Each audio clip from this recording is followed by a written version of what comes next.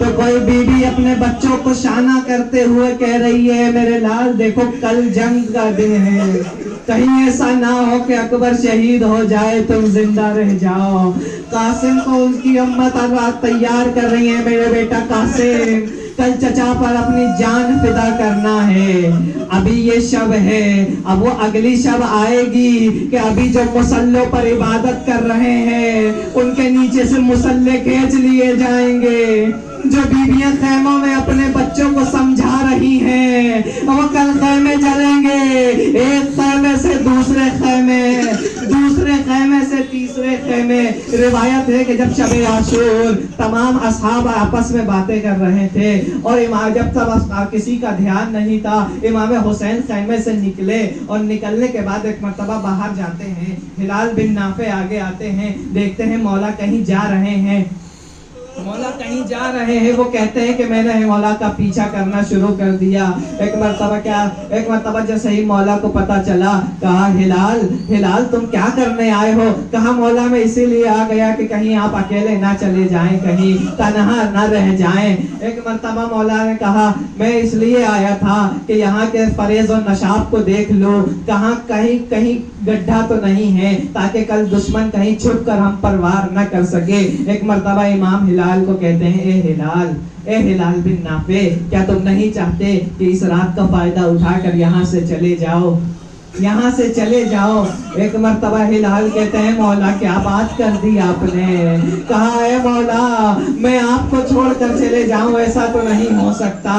अब एक मर्तबा मौला दोबारा जनाब ज़ैनब के खैमे की तरफ आए। हिलाल कहते हैं मौला खैमे में दाखिल हुए और मैं खैमे के बाहर खड़ा रहा। एक मर्तबा मैंने कुछ सुना कि जनाब ज़ैनब ये कह रही थी, ए भैया आपने अपने असहाब का इम्तिहान तो ले लिया, उनको परख तो लिया है ना, कहीं ऐसा ना हो कि कोई मुश्किल पेश आए, ये हमें छोड़ दे।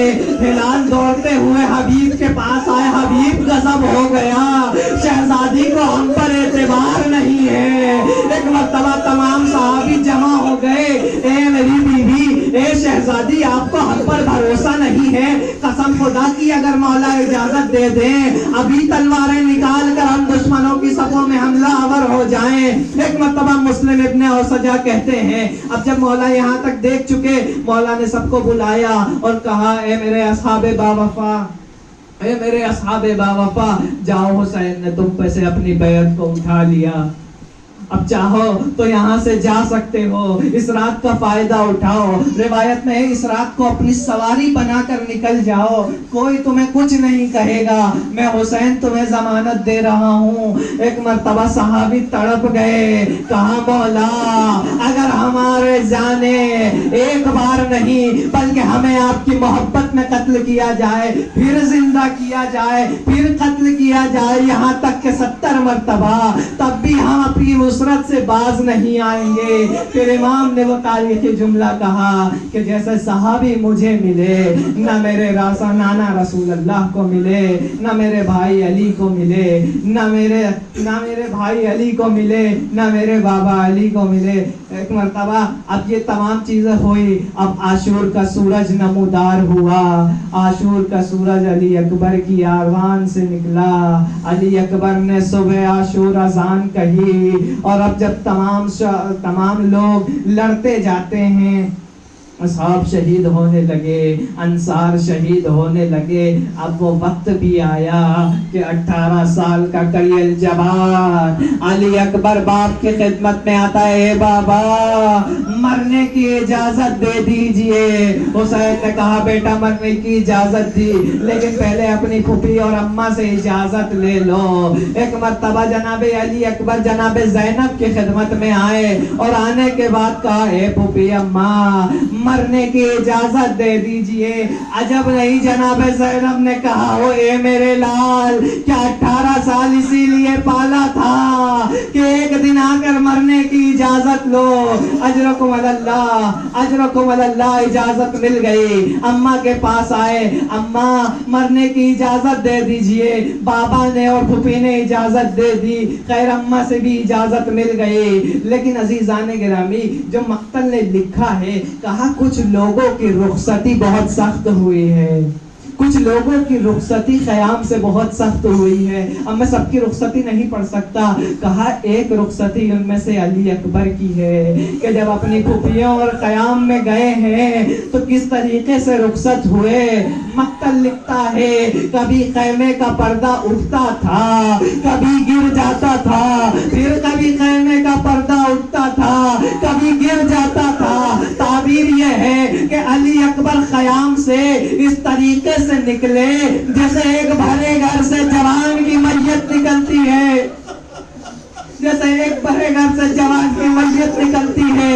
अब जो अली अकबर ने चलना शुरू किया, इमाम हुसैन ने आवाज दी, ए मेरे परवरदिगार तू गवाह रहना, फकद बरज़ा इलैहिम गुलामुन अशबहुन नास खल्कन व खुल्कन व मंतकन। ए मेरे परवरदिगार तू गवाह रहना, अब मैं उसे भेज रहा हूँ जो लोगों में तेरे रसूल से सबसे ज्यादा शबाहत रखता है, खुल्क में, खल्क में, मंतिक में। ए मेरे परवाब जब इमाम जनाबे अली अकबर चलना शुरू करते हैं, कुछ कदम चलते हैं, क्या देखते हैं, किसी के आने की आहट हो रही है, किसी के आने की सदा आ रही है। मुड़कर देखा, क्या देखा, बूढ़ा बाप पीछे पीछे चला आ रहा है। अली अकबर खैमे, अली अकबर घोड़े से उतरे और उतरने के बाद कहा, ए बाबा आपने तो मुझे रुखसत कर दिया था, ये आने की वजह क्या है। इमाम हुसैन ने कहा, काश तुम साहिब औलाद होते, ये सवाल मुझसे न करते।